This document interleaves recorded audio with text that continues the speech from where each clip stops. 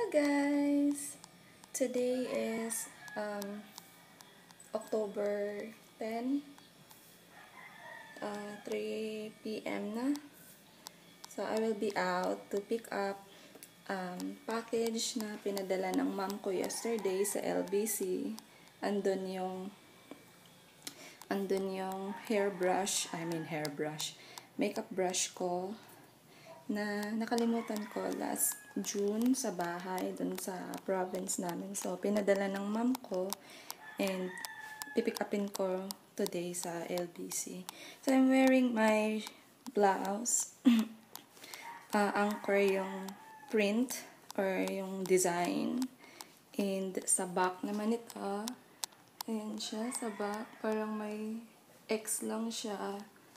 Parang nagko-cross sa back. I'm wearing shorts. And I'm wearing my Celine slipper. Very comfy. Ayan. And I'm using my bag. My jeans bag or denim bag from Salad. So, bye for now guys. Kasi pupunta muna ako na LBC. And kakain siguro ako sa labas kasi hindi pa ako kumain.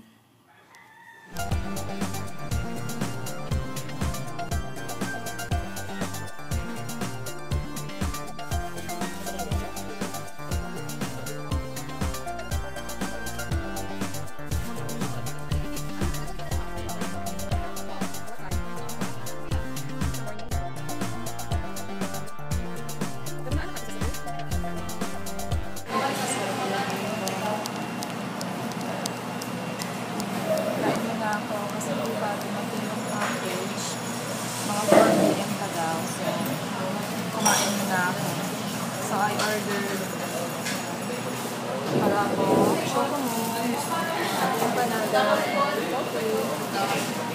so, kain na ako guys. And hopefully, magpo 4 p.m. na. Actually, it's 3:25 na. So, by 4,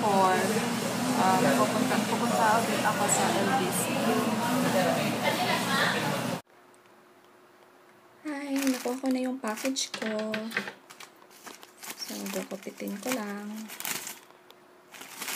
Gusto ko ipakita sa inyo kung ano ang pinadala ng mom ko sa akin.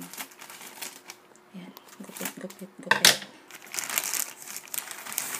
So, ito na yung yung makeup brush ko na nakalimutan kong dalhin last June. So, ito yon. And, ano pa ba?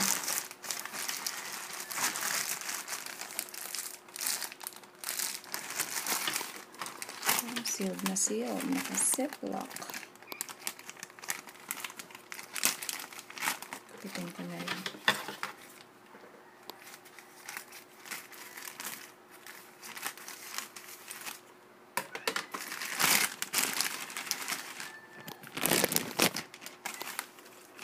Ito yung suman.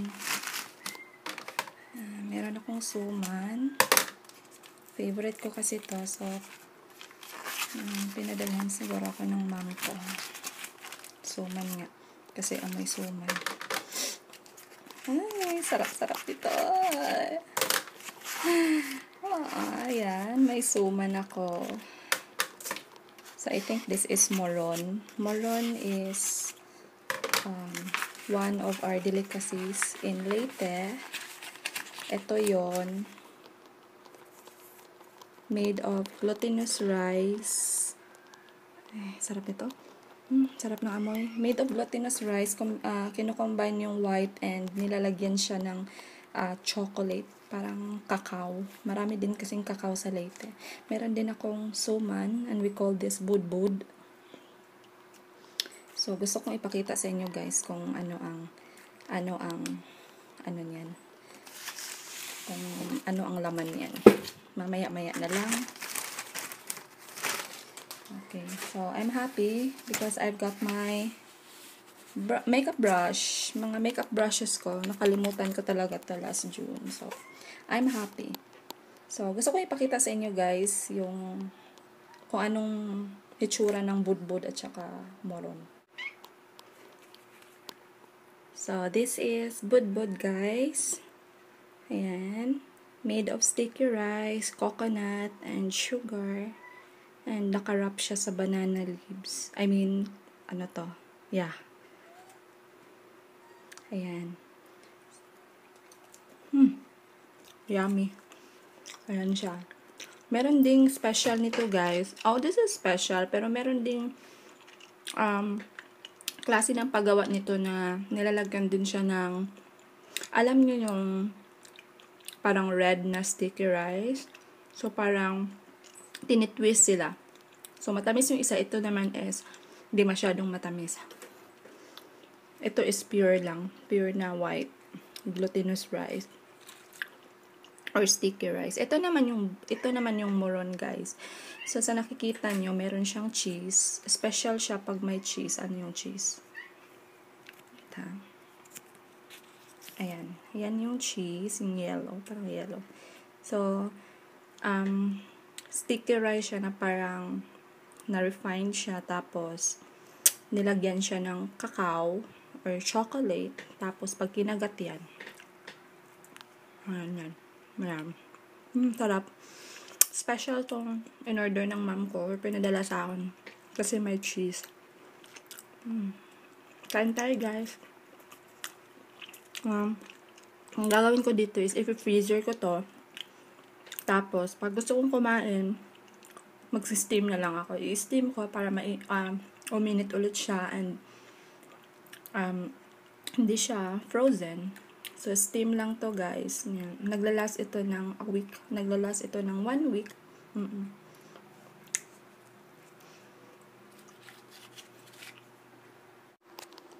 So, guys, this is my travel brushes. So, nakalagay siya sa isang block na lalagyan ng mga brush. So, pag binuksan to, yan, 4 lang po sila na brushes. So, nakikita niya. Ayan. So, meron ako ditong for blush. Pwede din tong gamitin for contouring. So, 2 sila. Isang maliit at isang malaki. Ayan. Ito, pwede ito sa concealer and pwede din ito sa eyeshadow and mga highlights. Kasi pang travel to, guys, hindi ako masyadong nagdadala ng maraming brushes pag nagta-travel ako. So, ito naman is ginaganyan yan, binubuksan. So, pag sinuot yung takip niya dito, wala yan, diba? Ayan, wala, empty.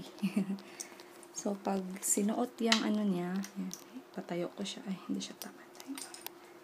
Wait, nahirapan ako, guys, kasi hawak ko yung cellphone sa isang kamay. So, ipapasok siya ng ganyan.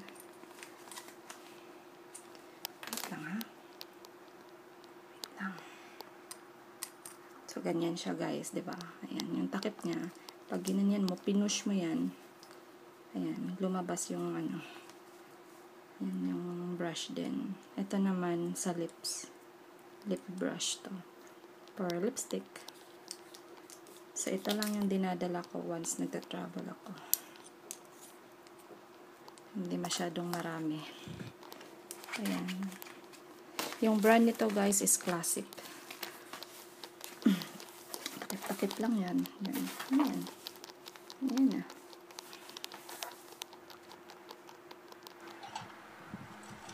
Hey guys, I'm eating again moron and budbud. Honestly, this is really my favorite. Since I was a kid, I remember my grandmother. I miss her. She's in heaven now. During special occasion before, and I remember ko siyang gumagawa ng suman, especially budbud. So, ito talaga yung una kong kinakain, especially pag Christmas, or my birthday, or fiesta. Yun. And masarap siya sa coffee. Nag-coffee ako when I'm watching movie. Right now, I'm watching Shiver. It is a thriller movie. Ayan. So, yeah. sarap ng suman. Thanks to my mom for sending this to me.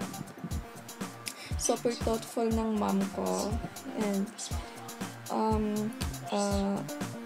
sobra niyang busy ngayon, guys, kasi malapit na yung election. I think mga October yata. Last week ng October na yung election, pero hindi niya nakakalimutan. So, sobrang niyang busy, hindi niya nakakalimutan na mag-prepare or padalhan ako ng favorite ko.